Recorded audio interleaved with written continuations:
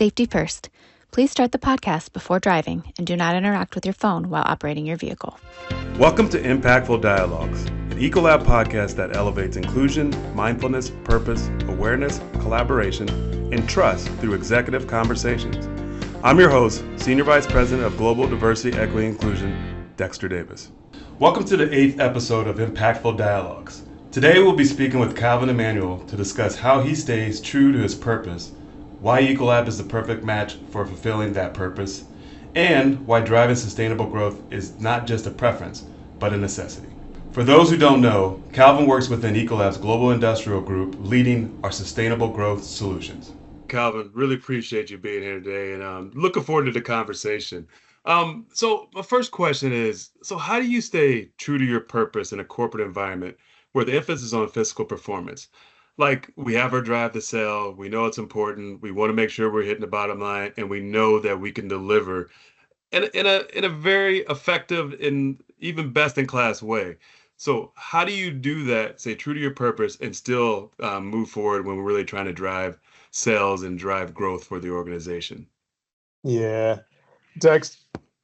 So Dexter, for me, that is what feels to be a simple and straightforward question. Mm-hmm. My team focuses on Ecolab Water for Climate.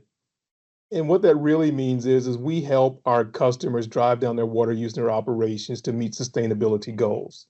And for us, that focus on water is such a key part of what we do day in and day out. It makes it easy when we talk about helping customers drive down water use and be successful to make a direct tie to financial performance, because we know when we help our customers lay out the path to water reduction, we tell them what the solutions are that they need to be employing. We begin to execute. We bring in the digital, we bring in consulting, we bring in engineering, and we know that each of these tools that we have within the Ecolab portfolio drives to a meaningful outcome for our customers, but it also means top line sales growth for us as a company. And so for us, it's really simple. Calvin, to build on that a little bit, so what is it like when you're having that conversation with the customer? How do they respond to that? And just give us a peek inside that discussion with our customers. Yeah. Our customers are challenged today. A lot of our customers have to meet, their continued financial growth goals and obligations. However, we're operating in a world where climate change is real. Water scarcity is impacting their operations. And so for us, when we come in and talk to them about saying, look, we can help you be more sustainable, we can help you be more resilient, we can help you be more profitable, it tends to open up some dialogues, and people are like, tell me more. How can you do this today?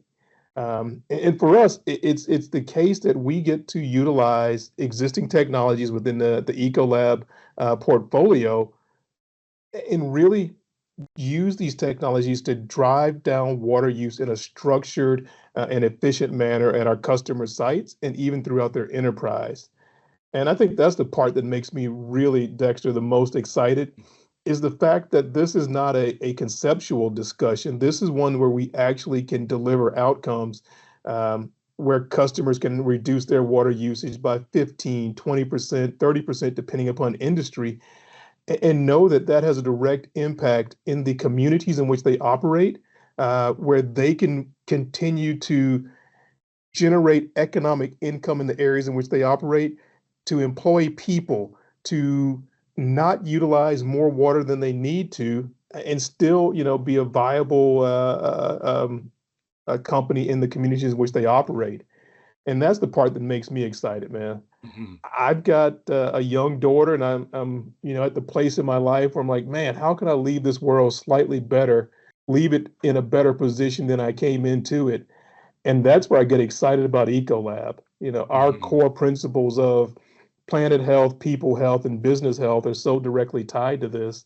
And that's what I think just makes me excited. It's like we can make a difference day in and day out and really get to enjoy some of the benefits as a company and watch our customers be successful as well.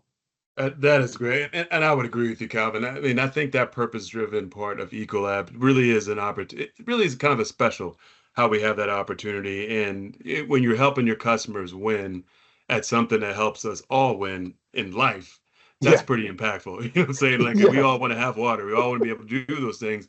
And being a leader in this space, when you talk about water for climate and you personally, I just want to thank you for what you do for our organization and really the impact that has globally and on our world, which I think is just really impactful and really important. Could you share how you encourage that purpose-driven mindset in your teams and its effect on their overall performance? Being engineer output and what the performance is really big. So how do you manage that with your team? yeah. So Dexter, let me start off with I am a true geek and nerd. I wish I could claim to be an engineer. I'm a chemist, and Oh, my I don't bad. want to Okay. cause any offense to our engineering colleagues within the Yes, company. yes, yeah. But what I can say is I truly love the fact that when you take science and use it to get to an outcome, that's the great part of that portion of what we get to do. And so when I talk to my teams, from the viewpoint of we're applying science, but we're also generating um, real, tangible outcomes for our customers: water reduction, energy reduction, greenhouse gas production reduction. So we're doing a lot of major things with these simple parts and pieces, but it helps when our teams are also thinking about this as I'm not just helping a customer optimize a heat exchanger. I'm Hmm. helping that customer drive down energy use because they have a more effective heat exchanger in their processes. And when they drive down energy use, that means they're producing less greenhouse gases. And Hmm. then when they're producing less greenhouse gases, that means we're reducing their impact or probability to cause climate change. And so those are those things where it becomes real in that we have meaningful, tangible impacts with our customers in the world that we live in today. And I can tell you, our teams get excited about this. And when we've had to recruit for positions and look for people to join our organization, what we find is people are excited for the opportunity to help our customers be more sustainable in their operations. In the industrial area, Dexter, just as kind of a point Hmm. of information, when we look at our industrial customers in in the industrialized nations, 60% of the water in those nations are used by industrial customers. The other 40% go to ag and to homes. And so the industrial use of water and the fact that we focus on the majority of it with our customer base gives us the opportunity to really drive meaningful change on a global basis. And I think my teams get excited because they know they're a part of that operation that leads to that positive outcome. Hmm. Well, so considering you're a chemist, and you approach customers with that background, how as a chemist do you create chemistry with our customers? Couldn't help it. You Sorry, go Oh, I love ahead. it. I love it. Yeah. No. So I think the way I create chemistry with our customers, Yeah. and it's a lot with our teams, this Uh-huh. is about how do you build and foster connections? How do you Yes. find common things that both parties can relate to? And the great thing for us is at Ecolab, because we're really focusing on helping our customers be successful. Mhm. We're bringing towards them TVD, the total value delivered. And so this is looking at how can we help them drive down energy? How can we help them drive down their cost? How can we help them be more efficient and effective in their manufacturing, reducing waste? That total value delivered is a part of what we do day in and day out. And I can tell you, all of our customers are excited to understand the value that they can get by working with Ecolab. It also helps when we think about what we do as an Ecolab Water for Climate team to start to frame what we're doing, not just around the cost of water, but around the energy, the greenhouse gas reductions that we can help our customers bring, the resilience in their operations, the improvements in brand value. It's a total picture that I think we truly impact. But that tie is finding those commonalities between our customers and ourselves. Um, We want to be successful. Our customers want to be successful, and it's finding out ways that we can help them be successful. And that's the chemistry that I think That's awesome. that you can tie together. Everybody wants to work with a winning team.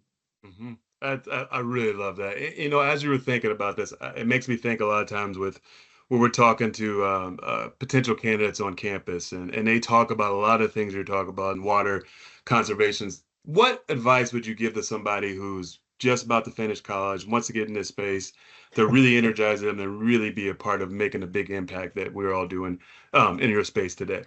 Yeah. And Dexter, I think the one thing I would tell them is there is no one single path that will So true. get to what they're looking for.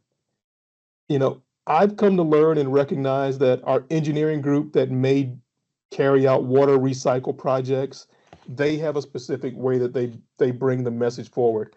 I've worked with people in the communications area, in marketing, and the Mm, way that you communicate these messages is crucial.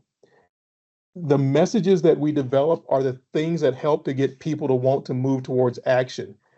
You need people with the right skill sets, the right abilities to carry out these things. When I've talked to our colleagues in the legal area, how do we do this in a manner that, from a contractual standpoint, that defines what we will do and what the benefits the customer will see, and how do we measure it? So there's no one single path that I can tell you will lead you to sustainability because we need all disciplines mhm. to participate and support us in this area. We need sales. We need people to help communicate and engage our customers, build relationships, help us tie this message to their customers and what they need. We need people in the digital area to build digital dashboards so that as we measure the water reductions, people can visualize it. Um, there is anything you can do within the Ecolab family will have a direct tie back to sustainability. It's core to what we do. We may not call it sustainability. We may call it efficiencies or efficiency improvements. Um, but it's all of those things that are truly sustainability related because it's producing more while using less inputs. That's what sustainability is. Cool. Hey, so Calvin, I'm gonna ask you a question again. Can you put your futurist hat on right now? So if you think 20 years from now, if you were to say the progress we're making, the efforts we're making today, where do you think it will be when you think about sustainability and leveraging our resource better? Do you think we'll be in a better spot? Do you think we'll be having a different conversation? I'd love to get your perspective on that. Yeah. So I tend to have a positive view Good. in that people are recognizing the need for change now. We're seeing new technologies. We're seeing green hydrogen. We're seeing green steel production. We're seeing companies go after carbon capture. And so, with technology, science, and I'll say with a drive from consumers for change, Hmm. and you're seeing governments start to say, hey, we need to see change as well. You're seeing stakeholders and businesses get engaged. And so you're seeing all the right movements. And I think now it's getting to the place where people are starting to execute to really drive a difference.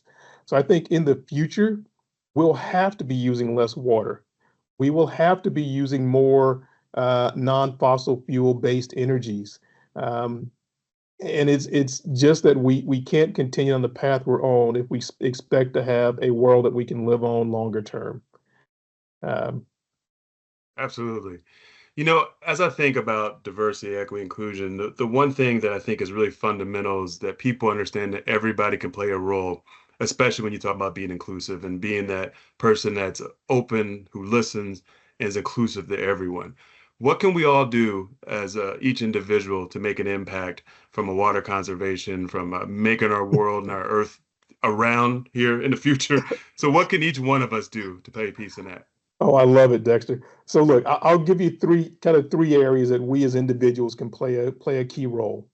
As individuals, we can look at our own water use in terms of showers and water within your own household operations. I think that's a key space. We all can control what we can control.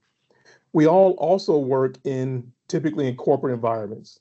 And I think it's also bringing in there, how do you help your company either utilize the best practices or make sure that your company values sustainability as a part of what they do and what they drive. And I think the third place that we all as individuals play a role in is in governments. It's how do we urge our governments to protect the environments in which we're all living in a manner that still allows for business growth, as well as the ability to grow sustainably. Meaning without using, you can grow while using less water, less energy, and produce less waste. That's business growth that we all want to have. Mhm. And so I think if you take those three areas, you can have a significant impact as an individual. I kind of go back to Mother Teresa. She would go and help starving children, and she may not be able to help everybody around the world, but she could help the person that was right in front of her. And Mhm. for us, this is a place where we need to start with our own selves and addressing our own water and energy use, and then think about how do we leverage that and impact a broader society. Absolutely. Well said, Calvin. Hey, once again, as always, appreciate the conversation, my friend, and really keep up the good work and the great work y'all doing around water for climate. It's much appreciated, and I think we're clear now that we all can play a role in making the world better. Thank you, Calvin. Thank you, Dexter. Our next conversation will feature Tiffany Atwell, Executive Vice President of Ecolab's Government Relations Function. We will focus on her role, its impact on Ecolab's operations and broader mission, and how she manages diverse perspectives and opinions.